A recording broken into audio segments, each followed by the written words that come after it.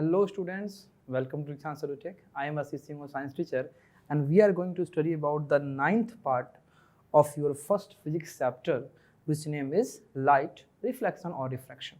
Okay, student, this is the ninth part, and till now we already learnt about the previous 8 part in which we learned so many topics about reflection and refraction. In ninth part, we are going to continue our refraction of light from refractive index related to the speed of light. Students, ये जो हमारा ninth part होगा अपने इस light chapter का, इसमें हम लोग अपने रिफ्रैक्टिव इंडेक्स को ही क्या करेंगे, कंटिन्यू करेंगे। अपने रिफ्रैक्टिव इंडेक्स को ही क्या करेंगे, कंटिन्यू करेंगे आगे। इससे पहले जो हम लोग पार्ट 6, 7 और 8, ये जो 3 पार्ट थे, यही से आपका स्टार्ट हुआ था कौन, रिफ्रैक्शन ऑफ लाइट।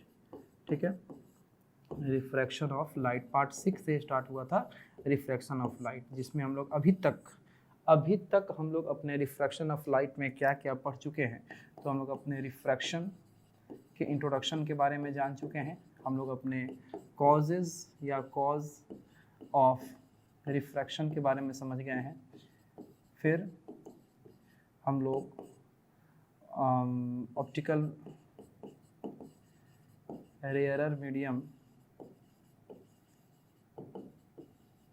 एंड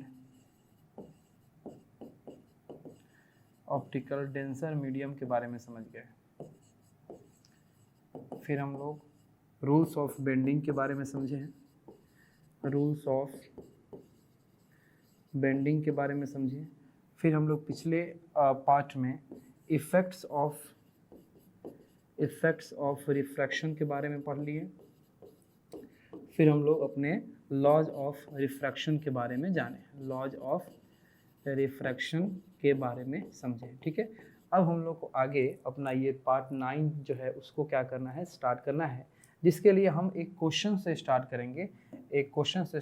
जिस क्वेश्चन में हम लोग का प्रीवियस जो पार्ट 8 है उसका क्या होने जा रहा है, एक रिवीजन होने जा रहा है, शॉर्ट रिव्यू होने जा रहा है। पार्ट 8 के लास्ट टॉपिक में हमने पढ़ा था कि किसी भी रिफ्रैक्टिव इंडेक्स हम लोग अगर सेकंड मीडियम का अपने फर्स्ट मीडियम के रिस्पेक्ट में निकालते हैं तो वहाँ पे हम अपने स्पीड ऑफ लाइट का यूज कर सकते हैं, जहाँ पे हम लोग फर्स्ट मीडियम की स्पीड ऑफ लाइट और सेकंड मीडियम में स्पीड ऑफ लाइट के रेशियो से हम अपने इस रिफ्रैक्टिव इंडेक्स को निकाल सकते हैं। यानी कि अब इसी को अपने क्वेश्चन में हम अप्लाई करेंगे कि light इंटर्स from air into glass. Light जो है ये एयर से निकल के ग्लास में क्या कर रही है, इंटर कर रही है, हैविंग रिफ्रैक्टिव इंडेक्स 1.50। यानी जहाँ वो इंटर कर रही है ग्लास में, उस ग्लास का जो रिफ्रैक्टिव इंडेक्स है वो 1.5 है। तो what is the speed of light in glass, तो बताइए कि ग्लास में स्पीड ऑफ लाइट क्या होगा अगर आपके एयर या वैक्यूम में स्पीड ऑफ लाइट जो होता है वो आपका 3 × 10⁸ मीटर पर सेकेंड का होता है। ठीक है, यानी कि आपको क्या कह रहा है कि लाइट जो है ये लाइट एयर से निकल के और ग्लास में जा रही है। ठीक है, तो एयर से निकल के ग्लास में जा रही है, जहां आपको refractive index of glass with respect to air दिया है कितना, 1.5। ये चीज़ आपको दे दिया है, गिवन है। साथ ही साथ आपको ये भी दे दिया है कि आपके लाइट का स्पीड एयर में क्या है, यानी कि v ऑफ a एयर में क्या है, 3 × 10⁸ मीटर पर सेकेंड। अब आपसे पूछा है कि बताइए कि v ऑफ g यानी कि लाइट का स्पीड जो होगा वो क्या होगा। तो पिछले पार्ट में हमने एक फॉर्मूला देखा था लास्ट में कि n of g with respect to a is equal to v of a by v of g। अब यहाँ वैल्यू पुट करो, n of g with respect to a क्या है, 1.50 is equal to v of a क्या है, तो v of a है 3 × 10⁸ metre पर सेकेंड, और नीचे v ऑफ g जो है वो हमको नहीं पता है। ठीक है, v ऑफ g जो है वो हमको नहीं पता है। ठीक है, तो आइए हम लोग v ऑफ g को निकालने का प्रयास करते हैं। क्रॉस मल्टीप्लाई कर दो तो v of g × 1.5 is equal to 3 × 10⁸। तो यहाँ से आपका v ऑफ g जो है निकल जाएगा 3 × 10⁸ बाई 1.5, जो कि हो जाएगा 1.5 × 2 यानी कि 3, जो कि आपका v ऑफ g जो होगा, v ऑफ g ये होगा 2 × 10⁸ मीटर पर सेकेंड। और यही आपको हम फर्स्ट क्लास ऑफ रिफ्रैक्शन से क्या कर रहे हैं, बताते आ रहे हैं कि जो हमारे ग्लास में लाइट का स्पीड होता है वो 2 × 10⁸ मीटर पर सेकेंड का होता है। तो यहाँ से आपने एक शॉर्ट रिव्यू ले लिया अपने पार्ट 8 के लास्ट कंसेप्ट का, जहां हम आपको बताए थे कि हमारे स्पीड ऑफ लाइट से हमारा रिफ्रैक्टिव इंडेक्स किस प्रकार से रिलेटेड होता है। ठीक है, आइए हम अपने इस पार्ट 9 के आगे कंसेप्ट को देखते हैं।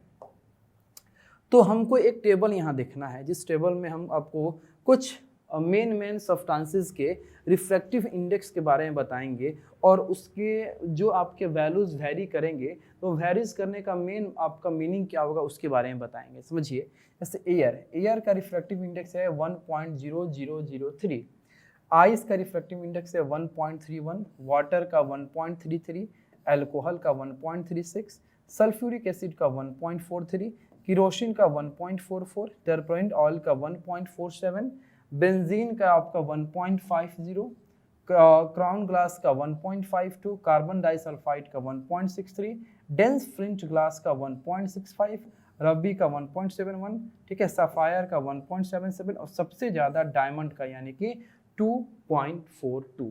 सबसे ज़्यादा जो हमारा रिफ्रैक्टिव इंडेक्स है वो है डायमंड का 2.42 और आपका सबसे कम जो है वो एयर का है 1.003। अब यहाँ से एक कंक्लूजन निकालते हैं कि डायमंड का रिफ्रैक्टिव इंडेक्स हाईएस्ट है, हाईएस्ट रिफ्रैक्टिव इंडेक्स डायमंड का। ओके, और अब चलिए नेक्स्ट है एयर का। एयर का आपका है लिस्ट सबसे कम है, लिस्ट रिफ्रैक्टिव इंडेक्स, ये किसका है, एयर का है। अब फर्क समझिएगा कि डायमंड का रिफ्रैक्टिव इंडेक्स सबसे ज़्यादा और एयर का रिफ्रैक्टिव इंडेक्स सबसे कम। अब रिफ्रैक्टिव इंडेक्स जो वर्ड है ये प्रैक्टिकली क्या इंडिकेट करता है, तो रिफ्रैक्टिव इंडेक्स ये इंडिकेट करता है डिग्री ऑफ बेंडिंग को। किसको इंडिकेट करता है, डिग्री ऑफ बेंडिंग, यानी कि amount of bending, amount of bending. अब समझिए, यानी कि डायमंड का रिफ्रैक्टिव इंडेक्स सबसे ज़्यादा, इसका मतलब कि डायमंड में सबसे ज़्यादा लाइट का बेंडिंग हो रहा है। अब डायमंड का में सबसे ज़्यादा लाइट का बेंडिंग इसलिए हो रहा है क्योंकि वो आपका बहुत ही ज़्यादा डेंस मीडियम होता है, ऑप्टिकली आपका डेंसर होता है, बहुत ज़्यादा डेंसर होता है। तो जो मीडियम आपके ऑप्टिकली डेंसर होगा उसका रिफ्रैक्टिव इंडेक्स ज़्यादा होगा, और रिफ्रैक्टिव इंडेक्स ज़्यादा का मतलब उसमें लाइट का बेंडिंग, लाइट का रिफ्रैक्शन, ठीक है, वो क्या होगा, ज़्यादा होगा। अब हमारा एयर जो है वो ऑप्टिकली रेयर मीडियम है, जिसके चलते उसका रिफ्रैक्टिव इंडेक्स क्या है, कम है। रिफ्रैक्टिव इंडेक्स कम है, इसीलिए हमारे एयर में लाइट का बेंडिंग क्या होता है, कम होता है। तो हमारा ये जो रिफ्रैक्टिव इंडेक्स है, ये रिफ्रैक्टिव इंडेक्स किस पे डिपेंड कर रहा है, ये रिफ्रैक्टिव इंडेक्स आपका डिपेंड कर रहा है किस पे, ऑप्टिकल डेंसिटी पे, ऑप्टिकल डेंसिटी पे, ऑप्टिकल डेंसिटी यानी कि ऑप्टिकल डेंसिटी अगर ज़्यादा है, ऑप्टिकल डेंसिटी क्या है, अगर ज़्यादा है, ज़्यादा हो रहा है, अगर ज़्यादा है ऑप्टिकल डेंसिटी तो रिफ्रैक्टिव इंडेक्स भी क्या होगा, ज़्यादा होगा। रिफ्रैक्टिव इंडेक्स भी क्या होगा, ज़्यादा होगा। रिफ्रैक्टिव इंडेक्स ज़्यादा होगा तो बेंडिंग ऑफ लाइट भी क्या होगा, ज़्यादा होगा। बेंडिंग ऑफ लाइट क्या होगा, ये ज़्यादा होगा, बहुत ही ज़्यादा। ये सब एक दूसरे से क्या है, रिलेटेबल है। ऑप्टिकल डेंसिटी ज़्यादा तो रिफ्रैक्टिव इंडेक्स ज़्यादा, रिफ्रैक्टिव इंडेक्स ज़्यादा तो आपका बेंडिंग ऑफ लाइट ज़्यादा। अब समझिए कि अगर आपके पास ऑप्टिकल डेंसिटी कम है, ऑप्टिकल डेंसिटी कम है यानी कि मीडियम आपका रेयरर है, ऑप्टिकल डेंसिटी कम, तो आपका रिफ्रैक्टिव इंडेक्स क्या हो गया, रिफ्रैक्टिव इंडेक्स जो है ये क्या हो गया, कम। रिफ्रैक्टिव इंडेक्स अगर कम है तो बेंडिंग ऑफ लाइट क्या होगा, ये क्या होगा, कम होगा। बेंडिंग ऑफ लाइट क्या होगा, कम होगा।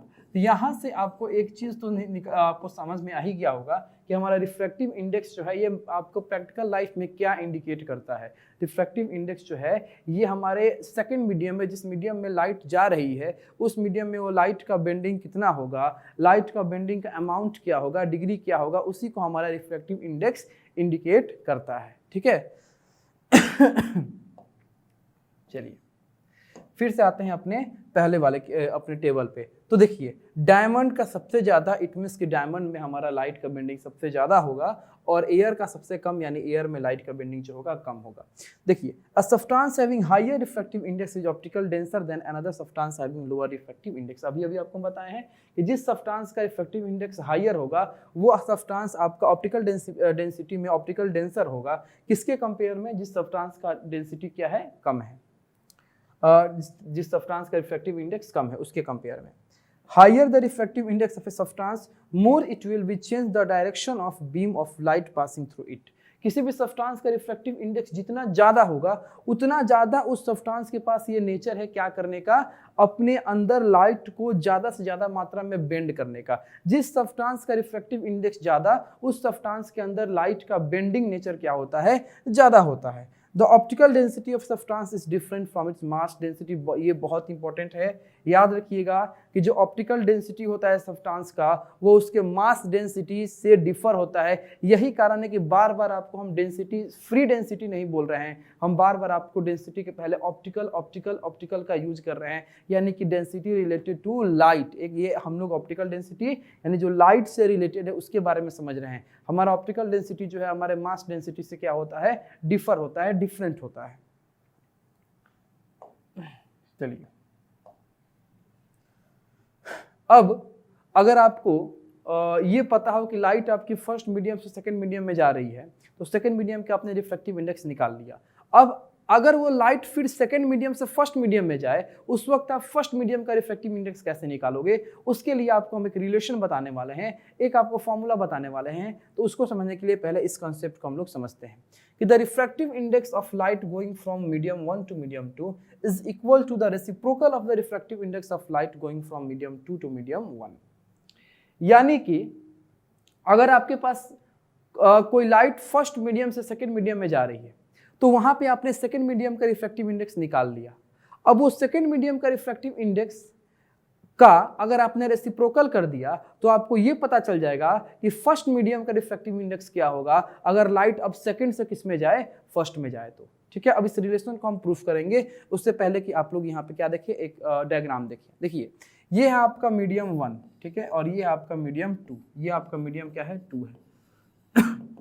मीडियम 1 से एक इंसिडेंट लाइट रे निकल रही है और आके, खिचड़ी बन गया, रुक जाओ, चलो।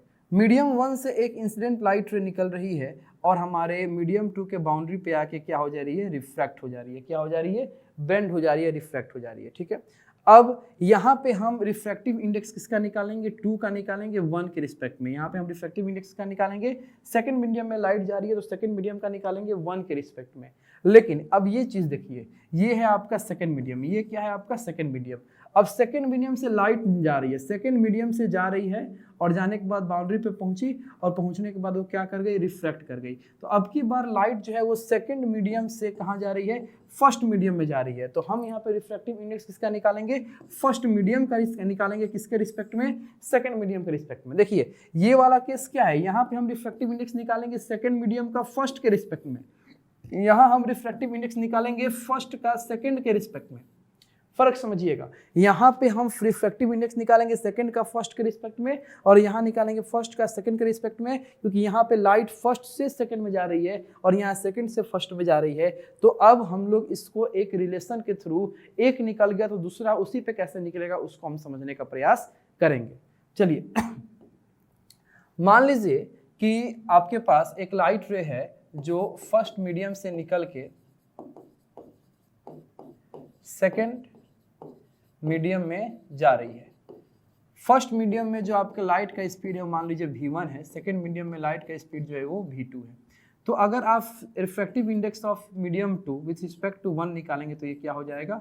v1/v2 हो जाएगा। ये क्या हो जाएगा? v1/v2 हो जाएगा। अब अगर आप refractive index of first medium with respect to 2 निकालेंगे तो ये आपका v2/v1 हो जाएगा। ये क्या हो जाएगा? v2। ये जहाँ से लाइट आती है उसका वेलोसिटी ऊपर होता है और जिसमें जा रही है उसका वेलोसिटी नीचे होता है। यही कंसेप्ट लगाइएगा कि जहाँ से लाइट आ रही है उसका वेलोसिटी ऊपर और जिसमें यानी कि जिसका निकाल रहे हैं उसका वेलोसिटी नीचे। तो यहाँ पे लाइट 1 से चल के 2 में जा रही है तो v1 ऊपर था, v2 नीचे था। यहाँ पे लाइट 2 से चल के 1 में जा रही है तो v2 ऊपर है, v1 नीचे है। अब समझिए ये आपका जो वैल्यू है n of 2 with respect to 1, ये जो v1 बाई v2 है, इसको क्या आप इस प्रकार से लिख सकते हो 1 by v2 by v1, 1 by v2 by v1।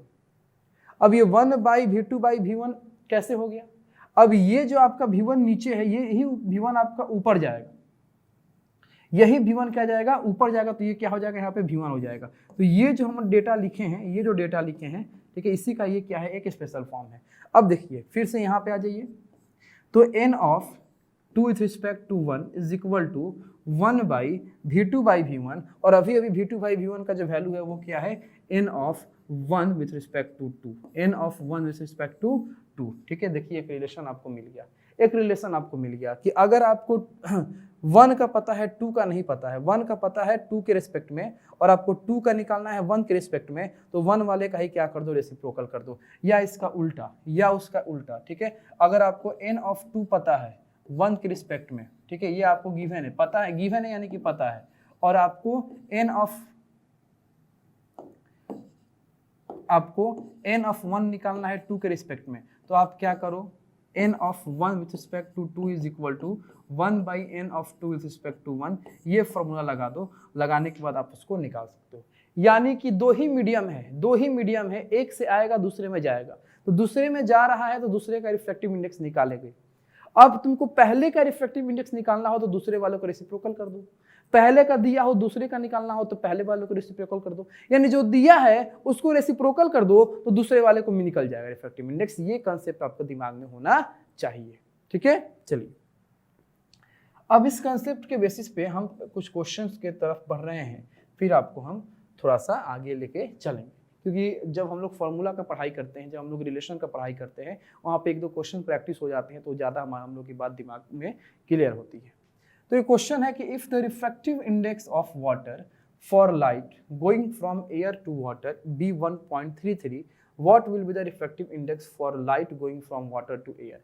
कह रहा है कि लाइट जो है ये एयर से वाटर में जा रहा है, लाइट जो है कहाँ से, एयर से वाटर में, यानी कि आपको n of w with respect to a दे दिया है कितना 1.33, ये आपको दे दिया n of w with respect to a, n of w with respect to a दे दिया आपको 1.33। अब आपसे पूछा है कि मान लीजिए कि वो लाइट अब वाटर से एयर में जाए तो उस वक्त आपका एयर का यानी कि n of a with respect to w जो है वो क्या होगा। तो अभी आपको हम एक रिलेशन बताए हैं क्या, कि एक का दिया हो दूसरे का निकालना हो तो पहले वाले का रेसिप्रोकल कर दो, यानी कि n of a with respect to w is equal to 1 by n of w with respect to a, 1 by n of w with respect to a, यानी कि ये हो गया n of a with respect to w is equal to 1 by 1.33, और ये जो आप solve कर लोगे यही क्या आएगा आपका n of a with respect to w, यानी कि refractive index of air, refractive index of air is equal to आएगा 1.33। ठीक है, चलिए सॉरी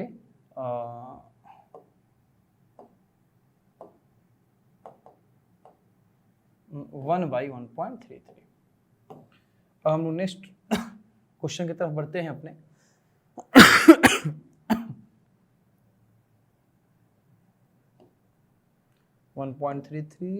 हाँ ठीक। The refractive index of kerosene, okay, turpentine and water are 1.44। देखिए आपको रिफ्रैक्टिव इंडेक्स ऑफ केरोसिन दे दिया कितना 1.44, फिर आपको रिफ्रैक्टिव इंडेक्स ऑफ टर्पेंटाइन दे दिया कितना 1.47, फिर आपको दे दिया refractive index of water, refractive index of water equal to कितना दे दिया 1.33। अच्छा, बहुत सारे बच्चे ये सोच के अभी कंफ्यूज हो रहे होंगे कि सर रिफ्रैक्टिव इंडेक्स तो सेकंड मीडियम का दे दिया, आपने बताया ही नहीं कि किसके रिस्पेक्ट में। बाबू तो एक बात आप समझ लीजिएगा कि जब आपको ये ना बताया जाए कि लाइट कहाँ से आ रही है तो आप उस टाइम मान लो कि वो लाइट एयर से ही आती है, क्योंकि जब भी लाइट एयर से किसी दूसरे मीडियम में आती है तो वहाँ दूसरे मीडियम का तो जिक्र हो जाता है, लेकिन फर्स्ट पहले वाले मीडियम का जिक्र नहीं होता है, क्योंकि वहाँ पे फर्स्ट मीडियम में फिक्स है कि कौन रहता है, एयर रहता है। तो अगर आपको किसी क्वेश्चन में किसी कंसेप्ट में ये नहीं बताया गया है कि फर्स्ट मीडियम कौन है तो समझ लीजिए कि वहाँ पे फर्स्ट मीडियम कौन है, एयर है या वैक्यूम है। ठीक है। तो यहाँ पे आपको दिया गया है कि आपका refractive index of kerosene is equal to 1.44, refractive index of turpentine is equal to 1.47 and refractive index of water is equal to 1.33। अब समझिए क्वेश्चन क्या है, in which of this materials does light travel faster, इन तीनों में से किस material में लाइट फास्टर ट्रेवल करेगी, तेजी में ट्रेवल करेगी। अब रिलेशन समझो, लाइट को फास्टर ट्रेवल करने के लिए मीडियम आपको कैसा चाहिए, रेयरर, ठीक है, क्योंकि आप पहले ही आपको बताए थे कि ऑप्टिकल रेयरर मीडियम में, ऑप्टिकल रेयरर मीडियम में जो आपका स्पीड ऑफ लाइट होता है, स्पीड ऑफ लाइट होता है, ये क्या होता है, ज्यादा होता है, ठीक है। तो स्पीड ऑफ लाइट ज्यादा किसमें होगा, जो ऑप्टिकल रेयरर होगा। और ऑप्टिकल रेयरर होने के लिए रिफ्रैक्टिव इंडेक्स कैसा होना चाहिए, ज्यादा या कम, रिफ्रैक्टिव इंडेक्स कैसा होना चाहिए, ज्यादा या कम। तो रिफ्रैक्टिव इंडेक्स जो होना चाहिए वो आपका कम होना चाहिए, जिसका रिफ्रैक्टिव इंडेक्स कम होगा वो ऑप्टिकल रेयरर मीडियम होगा, और रिफ्रैक्टिव इंडेक्स जिसका ज्यादा होगा वो ऑप्टिकल डेंसर मीडियम होगा। अभी तुरंत इससे पहले आपको हम समझा के आए हैं, ठीक है। तो देखिए आपका ऑप्टिकल डेंसिटी यानी कि ऑप्टिकल रेयरर मीडियम, ये आपका वही मीडियम होगा जिसका रिफ्रैक्टिव इंडेक्स क्या होगा, कम होगा, रिफ्रैक्टिव इंडेक्स जिसका क्या होगा, कम हो, लेस हो, ठीक है। और ऑप्टिकल डेंसर मीडियम वो मीडियम होगा जिसका रिफ्रैक्टिव इंडेक्स जो हो वो ज्यादा हो।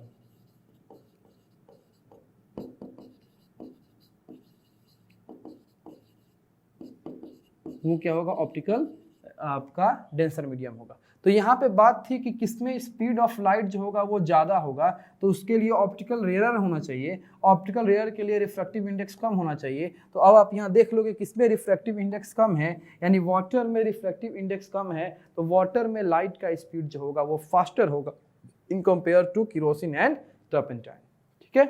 तो ये आपको ध्यान में रखना है। चलिए अब हम लोग अपने इस पाठ के अंत पे आ गए हैं। तो अंत करने से पहले आपको हम अपने नेक्स्ट पार्ट में क्या पढ़ाएंगे उसका एक छोटा सा झलक आपको दे देते हैं कि refraction of light by spherical lenses. आपको हम नेक्स्ट पार्ट में क्या पढ़ाने जा रहे हैं कि हमको हमारा जो स्फेरिकल लेंस होता है उसके थ्रू रिफ्रैक्शन किस प्रकार से होता है। तो आपका स्फेरिकल लेंस का रिफ्रैक्शन किस प्रकार से होता है, ये तो अभी मंजिल बहुत दूर है। पहले ये समझिए कि हमारा स्फेरिकल लेंस क्या होता है। स्फेरिकल लेंस क्या होता है, नाम में ही क्लियर है, स्फेरिकल यानी something which is obtained from a sphere, यानी कुछ ऐसा चीज जो हमारे ग्लास स्फीयर से हमको मिला हो। सबसे पहले लेंस क्या होता है, तो ये lens is a piece of transparent glass bound by two spherical surface, ठीक है। दो स्फेरिकल सरफेस के द्वारा, टू स्फेरिकल सरफेस के द्वारा आपका एक ग्लास स्ट्रक्चर बाउंड किया गया हो, ग्लास स्ट्रक्चर को बांधा गया हो, बनाया गया हो, उसी स्ट्रक्चर को हम क्या कहते हैं, लेंस कहते हैं। उसी स्ट्रक्चर को हम क्या कहते हैं, लेंस कहते हैं। जैसे मान लीजिए कि आपने क्या किया, एक स्फीयर को, एक ग्लास स्फीयर को आपने तोड़ दिया। ये आपके पास एक ग्लास स्फीयर है, ठीक है, इसको आपने तोड़ दिया अलग अलग पार्ट में, ये एक पार्ट हो गया, ये दूसरा पार्ट हो गया।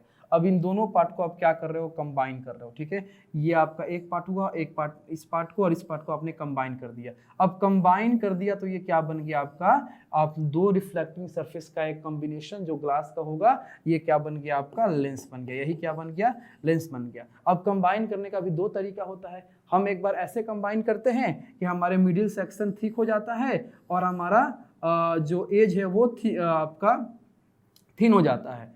एक बार ऐसे कंबाइन करते हैं कि हमारा मिडिल सेक्शन आपका क्या होता है, थिन हो जाता है, और एज हमारा कैसा होता है, थिक हो जाता है। तो ऐसा कॉम्बिनेशन जिसमें हमारा मिडिल सेक्शन जो है लेंस का वो थिक हो जाए और एज जो है वो थिन हो जाए, इस लेंस को हम लोग बोलते हैं कॉन्वेक्स लेंस। ये लेंस कौन सा होगा, कॉन्वेक्स लेंस। ये लेंस कौन सा होगा, कॉन्वेक्स लेंस। और ऐसा कॉम्बिनेशन जिसमें हमारा मिडिल सेक्शन जो है लेंस का वो थिन हो जाए और एज जो है वो आपका क्या हो जाए, थिक हो जाए, इसको हम लोग बोलते हैं कॉनकेव लेंस। इसको कौन सा लेंस बोलेंगे, कॉनकेव लेंस, ठीक है। तो इसके बारे में यहाँ पे आपको बताया गया है कि लेंस क्या है बेसिकली। तो लेंस आपके ट्रांसपेरेंट ग्लास का ठीक है, ट्रांसपेरेंट ग्लास का पीस है। जो ट्रांसपेरेंट ग्लास किस तरीके से बनाए गए हैं, तो दो स्फेरिकल सरफेस को ज्वाइन करके बाउंड करके बनाया गया है। ठीक है, अब लेंस का जो वर्किंग होता है ये किस चीज पे बेस्ड होता है, तो लेंस का जो वर्किंग होता है ये आपके लाइट के एक फिनोमेना जो अभी अभी आप पढ़ ही रहे हो, रिफ्रैक्शन ऑफ लाइट, इस पे बेस्ड होता है। यानी कि working of lens is based on the refraction of light when they pass through it. कब, जब आपका लाइट इस लेंस से पास करता है, तो जाहिर सी बात है कि लेंस हमारा क्या है। अच्छा, कोई भी पूछ सकता है कि जो आपका वर्किंग ऑफ लेंस है, जो वर्किंग ऑफ लेंस है ये हमारे रिफ्रैक्शन ऑफ लाइट पे ही बेस्ड क्यों है, ये रिफ्रैक्शन ऑफ लाइट पे ही बेस्ड क्यों है। तो जो लेंस है ये खुद कैसा बॉडी है, ग्लास का बॉडी है। अब इस लेंस पे जो आपका लाइट आएगा वो कहाँ से आएगा, जाहिर सी बात है एयर से या किसी अदर मीडियम से आएगा। तो लाइट आपका एयर या अदर मीडियम से ग्लास पे आ रहा है, यानी कि यहाँ पे क्या हो रहा है, मीडियम का बदलाव हो रहा है। यहाँ पे आपका मीडियम का क्या हो रहा है, चेंजेस हो रहा है। और जब भी लाइट के आपका कोई फिनोमेना में मीडियम का चेंज होता है तो समझिए उस फिनोमेना को हम क्या कहते हैं, रिफ्रैक्शन कहते हैं। उस फिनोमेना को हम क्या कहेंगे, रिफ्रैक्शन कहेंगे। तो हमारा लेंस खुद क्या है, एक ग्लास का बॉडी है, और जब लेंस पे लाइट आएगा वो एयर के थ्रू आएगा, तो वहां पे मीडियम का बदलाव होगा, और इसीलिए हम कहते हैं कि हमारा लेंस जो है वो रिफ्रैक्शन ऑफ लाइट पे हमारे लेंस का वर्किंग जो है वो बेस्ड होता है। अब यहाँ पे आपको दो लेंस दिखाया गया है, एक आपका कन्वेक्स लेंस, एक आपका कनकेव लेंस। कन्वेक्स लेंस आपका एक ऐसा लेंस है जो सेंटर में कैसा होता है, थिक होता है, और एजेस पे थिनर होता है। उसी प्रकार कॉन्केव लेंस हमारा एक ऐसा लेंस है जो हमारे आपके सेंटर या मिडिल में आपके क्या होते हैं, थिन होते हैं, और एजेस पे थिक होते हैं। तो ये हो गया हमारा कन्वेक्स लेंस और ये हो गया कनकेव लेंस। अब इस कन्वेक्स लेंस और कनकेव लेंस के बारे में बहुत सारी जानकारी, जैसे हम लोग मिरर के बारे में जानकारी लिए थे कि पोल क्या होता है, फोकस क्या होता है, फोकल लेंथ क्या होता है, सेंटर ऑफ कर्वेचर क्या होता है, अपर्चर क्या होता है, प्रिंसिपल एक्सिस क्या होता है, ये सब कुछ हम अपने मिरर के बारे में पढ़े थे। तो हम अपने इस लेंस के बारे में भी हम अपने नेक्स्ट पार्ट में पढ़ेंगे कि हमारे लेंस का ऑप्टिकल सेंटर क्या होता है, हमारे लेंस का प्रिंसिपल एक्सिस क्या होता है, हमारे लेंस का फोकल लेंथ क्या होता है। ठीक है, ये सब कुछ हम अपने इस सेकेंड पार्ट में पढ़ेंगे, आने वाले जो पार्ट में, पार्ट 10 में हम लोग इसके बारे में जानेंगे। ठीक है, तो तब तक के लिए आज इस पार्ट में इतना ही हम लोग पढ़ेंगे। तो अब हमको दीजिए विदा, और हम चलते हैं और फिर आपसे मिलेंगे अपने नेक्स्ट पार्ट में। तब तक के लिए मन लगा के पढ़ाई करो। Thank you so much.